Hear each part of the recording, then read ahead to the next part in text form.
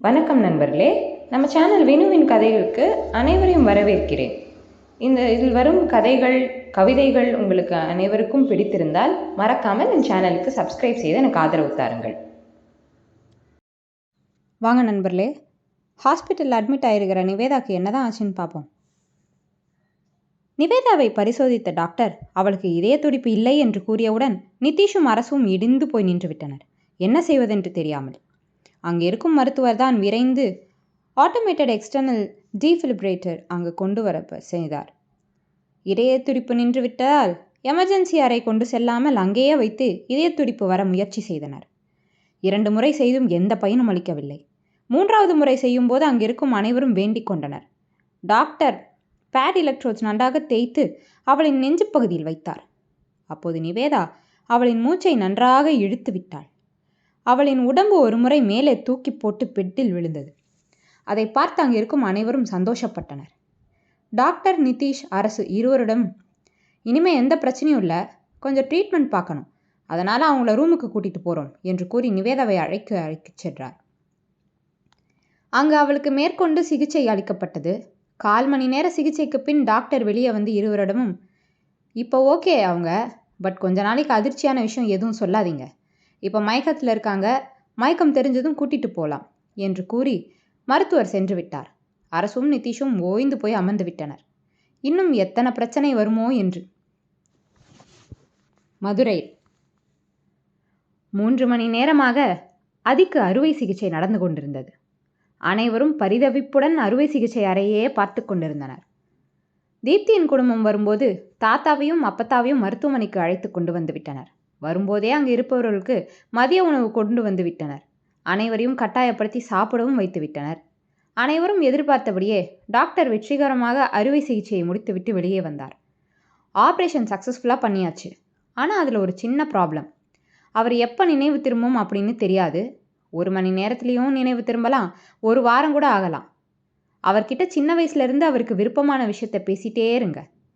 Mind affect ஆகிற மாதிரி எதுவும் பேசாதீங்க. அவருக்கு நினைவு திரும்பினாதான் மெமரி லாஸ் ஏதோ ஆகியிருக்கா அப்படின்னு பார்க்க முடியும். இன்றைக்கி டிஸ்டர்ப் பண்ணாதீங்க. இன்றைக்கி நினைவு திரும்பினா நாளையிலிருந்து பேச ஸ்டார்ட் பண்ணுங்க என்று கூறி சென்று விட்டார்.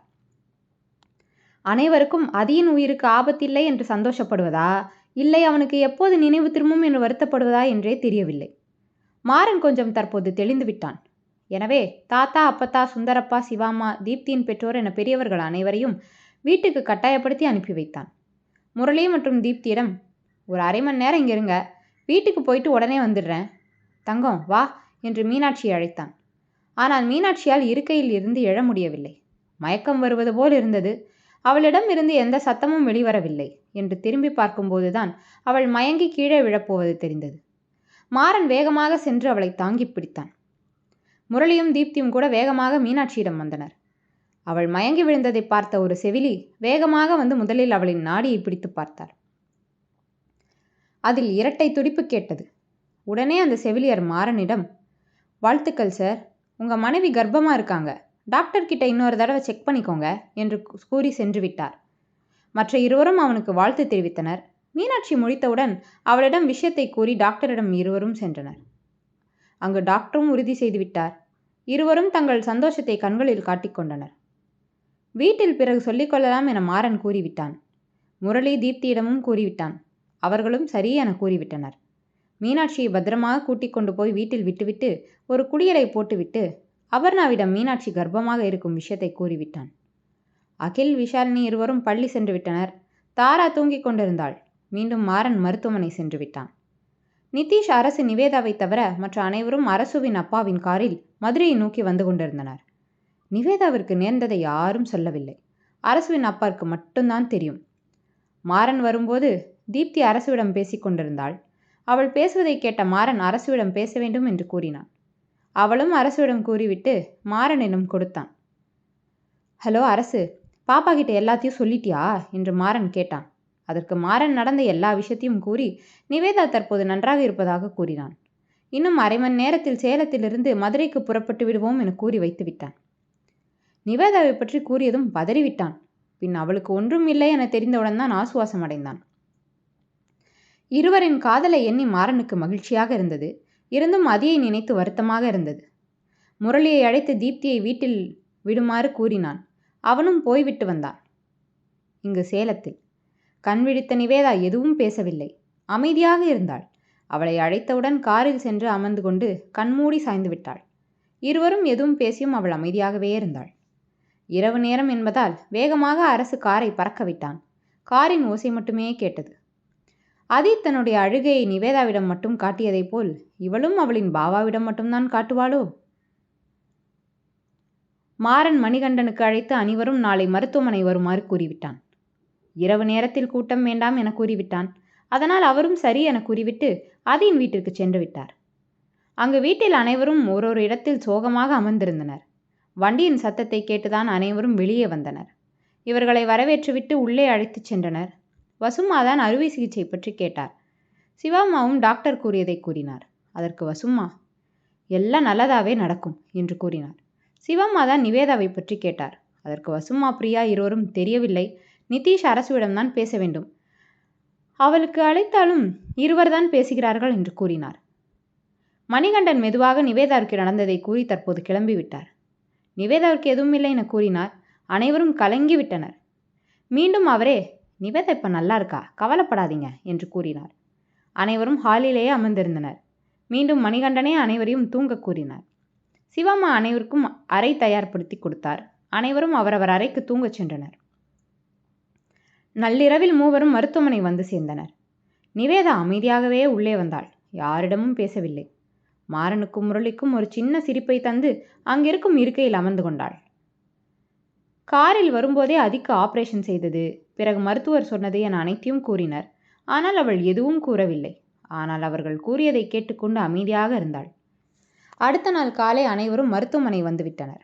நிவேதா நேராக சென்று சிவாமா தோள் சாய்ந்து விட்டாள். நேற்று அதிக்கு நினைவு திரும்பாமல் போனதால் இன்று யாரோ இருவரை போய் பேசி வர கூறினார் மருத்துவர். சிவாமா முதலில் நிவேதாவைத்தான் போக கூறினார். அவளும் மற்ற யாரிடமும் பேசாமல் அதி இருந்த அறைக்கு சென்றாள். அவனோ ஆழ்ந்த மயக்கத்தில் இருந்தான். மெதுவாக அவனின் அருகில் போய் நின்றாள். அவளின் கண்களில் கண்ணீர் வழிந்தது. நான் உங்களை அழுக வச்ச மாதிரி என்னையும் அழுக வைக்கணும்னு நினைக்கிறீங்களா பாவா? நான் அழுகக்கூடாதுன்னு சொல்வீங்கல்ல பாவா?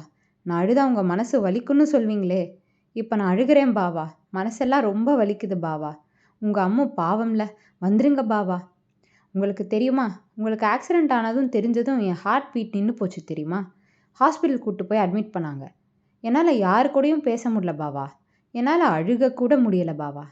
நீங்கள் வாங்க, நீங்கள் சொல்வீங்கல்ல உன்னை முழுசாக எனக்குள்ளே உணரும்னு அப்படின்னு. எனக்கும் அப்படி தோணுது பாவா. பாவா ஒன்று மட்டும் கேளுங்க பாவா, இல்லைனா அவரோட அம்மும் இங்கே இருக்க மாட்டா என்று கூறி அவன் நெற்றியில் தன் இதழை உற்றி எடுத்துவிட்டு அவனை பாராமல் வெளியேறிவிட்டாள். நிவேதா பேசியதை அவனுக்கு கேட்டதோ என்னவோ, மெதுமெதுவாக அவனின் இமையை பிரிக்க முயற்சித்தான். அவனை பார்க்க வந்த சிவாமா அவன் இமையை பிரிக்க முயற்சி செய்வதை பார்த்து வேகமாக வெளியே சென்று மருத்துவரை அழைத்தார். அவரும் வேகமாக அந்த அறைக்கு விரைந்தார். அதற்குள் அதி கண்களை திறந்திருந்தான். மருத்துவர் அவனிடம், அதி, உங்களுக்கு எல்லாம் ஞாபகம் இருக்கா என்று கேட்டார். அவனும் ஆம் என தலையாட்டினான்.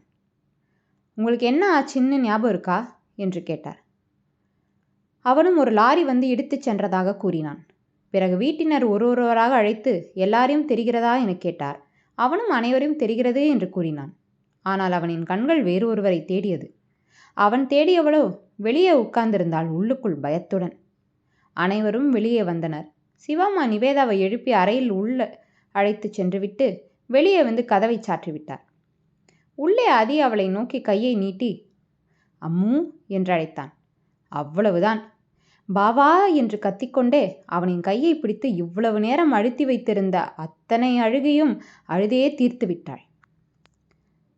ஏன்னா நண்பர்களே, இந்த பகுதி உங்கள் அனைவருக்கும் ரொம்ப பிடிச்சிருக்கும்னு நினைக்கிறேன். இதை நானும் ரொம்ப ரசித்து எழுதினேன். சரிங்க, மீண்டும் அடுத்த பகுதியில் சந்திப்போம். அதையும் நிவேதாவும் என்ன பண்ணாங்கன்னு அடுத்த பகுதியில் பார்க்கலாம். நன்றி. மறக்காமல் சப்ஸ்கிரைப் செஞ்சுருங்க.